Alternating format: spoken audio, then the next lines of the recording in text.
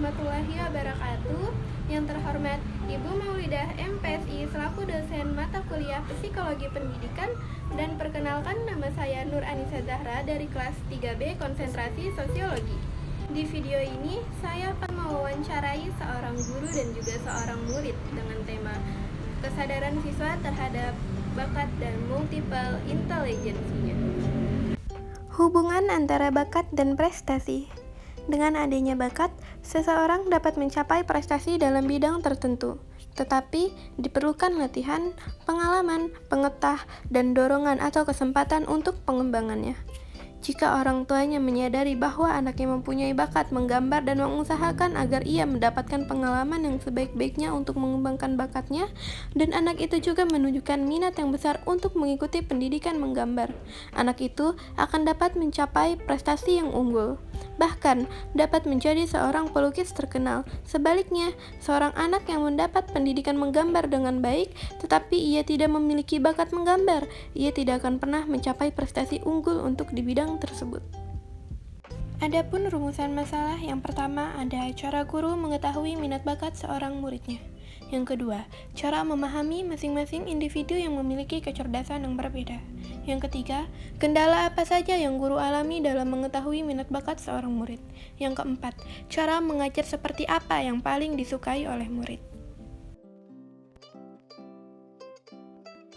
Baik, kali ini saya bersama seorang narasumber, yaitu seorang guru. Boleh saja Ibu memperkenalkan dirinya? Baik, terima kasih atas waktunya. Perkenalkan, nama saya Ibu Dian Nur Alfia, biasa dipanggil Ibu Dian kalau di sekolah. Saya lulusan dari UIN Syarif Hidayatullah Jakarta, jurusan Pendidikan IPS angkatan 2017. Saat ini saya mengajar di SMP Islam Terpadu Al-Kausar, dan di SMA-nya juga kebetulan. Pada SMP-nya saya mengajar pelajaran SBK, dan di SMA-nya saya mengajar pelajaran PKN. Baik, terima kasih Ibu Dian. Saya izin bertanya ya Ibu Dian mengenai bakat dan juga tentang minat seseorang siswa. Pertanyaan yang pertama nih Bu, bagaimana sih cara guru mengetahui minat bakat seorang muridnya?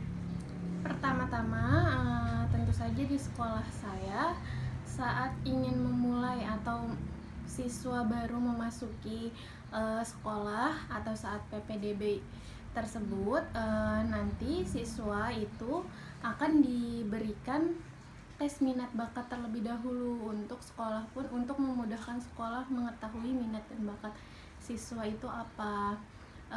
Misalnya kita sudah mengetahui nih minat siswa A. Siswa A minatnya itu pada hitung-hitungan, lalu siswa B misalnya minatnya pada pelajaran sejarah atau menghafal atau pelajaran IPS, sedangkan hitung-hitungan misalnya MTK. Maka nanti kita mempunyai perhitungan tersendiri dan akumulasi nilai tersendiri untuk misal jadi di sekolah kami itu ada klasifikasi kelas. Maksudnya di sini adalah misal kelas A, B, dan C. Di kelas 7 itu kelas A itu untuk anak-anak yang kategorinya pintar, lalu kelas B itu untuk anak-anak yang kategorinya sedang, dan di kelas C itu untuk anak-anak yang kategorinya cukup pintar. Nah, nanti di situ kita juga mempunyai metode pembelajarannya masing-masing agar siswa pun dapat menangkap pembelajaran yang diberikan oleh gurunya dengan baik. Lalu salah satunya juga misalnya kita tadi di bakat ya. Iya, di bakat. Kalau di bakat itu kita menyalurkan bakat siswa itu melalui ekstrakurikuler. Misal ada seorang siswa perempuan yang menyukai tari, maka nanti disalurkan atau direkomendasikan untuk masuk ekskul seni tari. Lalu misal suka kegiatan-kegiatan alam atau yang berbau-bau kayak paskibra atau pramuka mungkin ya Bu?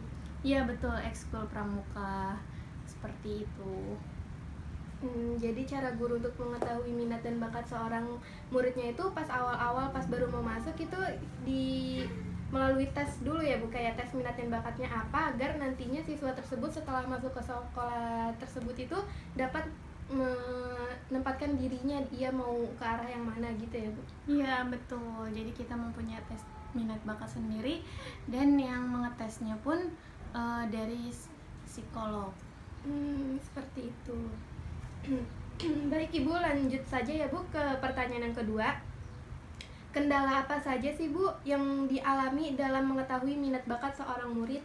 Mungkin kendalanya di sini misalnya siswa itu tidak jujur dalam mengisi tes minat bakat itu tersendiri. Jadi saat penghitungan skor kita kendalanya itu nanti kita sudah masukkan ke kelas A, tetapi seharusnya di kelas B, atau misalnya di kelas C tetapi seharusnya diklasifikasikan di kelas A. Jadi itu tuh kejujuran siswanya yang mempengaruhi atau kendalanya kita dalam mengetahui tes minat bakatnya. Jadi karena kejujuran itu berarti sangat penting ya. Jadi biar bisa menentukan arah kemana kita yang kita mau gitu. Iya, ke arah siswa yang siswa mau. Iya itu. Tadi potong gitu. Baik Ibu, pertanyaan selanjutnya.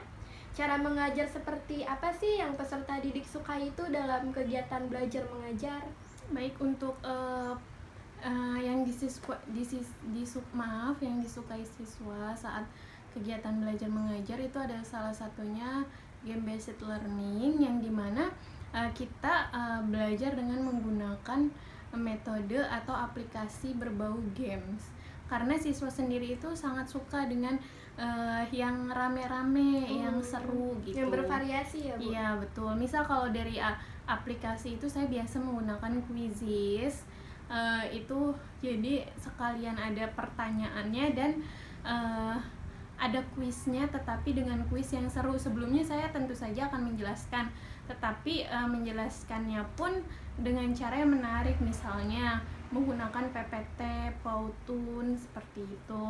Lalu biasanya juga dengan game-game yang manual, misalnya kita menggunakan ular tangga, bisa game ular tangga, terus metode jigsaw juga bisa.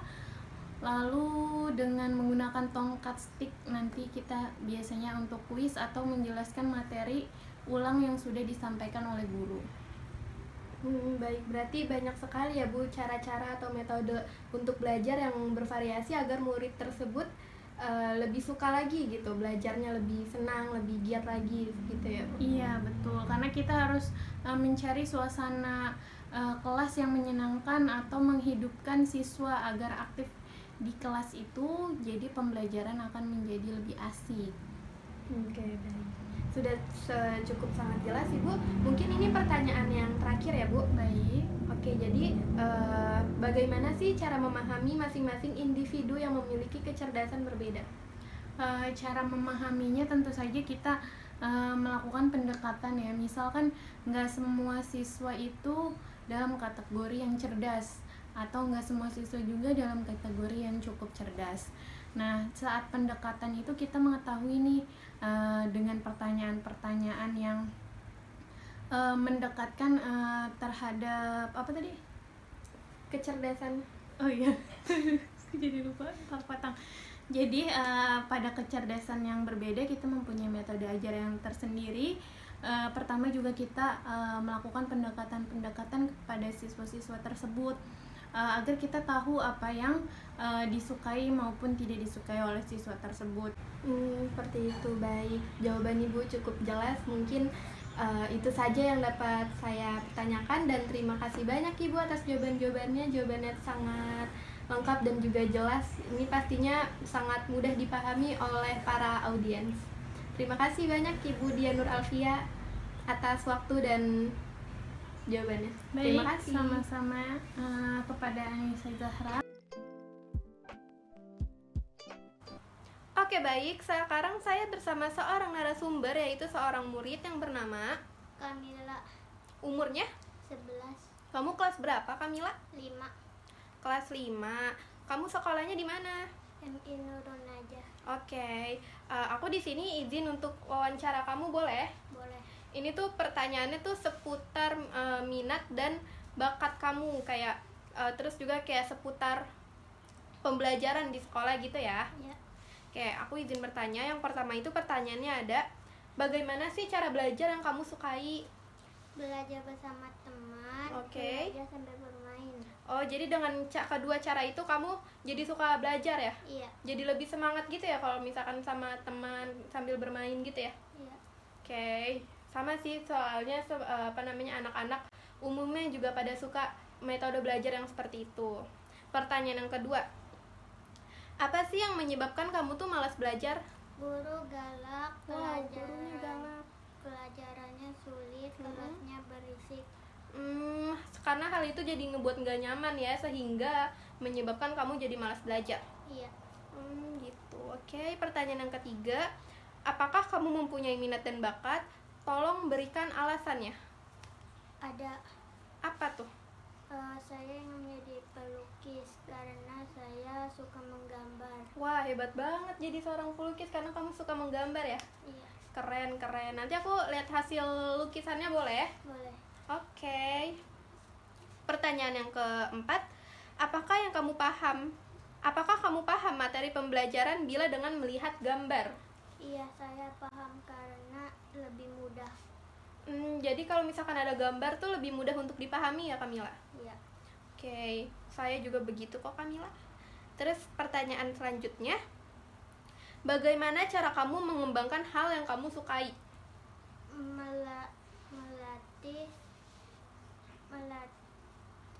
Melatih. Oh, dengan cara berlatih ya, berlatih Iya. diri sendiri biar kamu bisa gitu ke hal yang kamu sukai gitu ya. Iya. Biar terus berkembang gitu, berproses. Oke, baik. Ini mungkin pertanyaan terakhir ya. Iya. Mata pelajaran apa sih yang kamu sukai di sekolah dan berikan alasannya? Aku menyukai mata pelajaran bahasa Inggris karena pembelajarannya yang mudah. Oh, kamu suka pelajaran bahasa Inggris karena pelajarannya tuh sangat mudah ya? Iya. Keren banget. Nilai bahasa Inggris kamu berapa emang?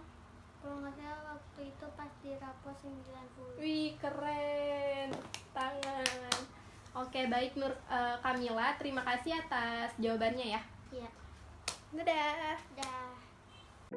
Baik, berdasarkan video yang telah kita lihat sebelumnya, dapat kita simpulkan bahwa terdapat 8 kecerdasan majemuk atau juga kecerdasan multiple intelligence. Yang pertama itu ada kecerdasan verbal atau linguistik. Yang kedua, kecerdasan logika matematis. Yang ketiga, kecerdasan musikal. Yang keempat, kecerdasan kinestetik.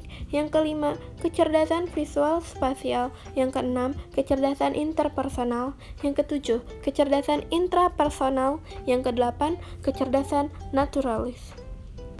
Selanjutnya, yaitu ada upaya pengembangan bakat khusus dan implementasinya bagi pendidikan.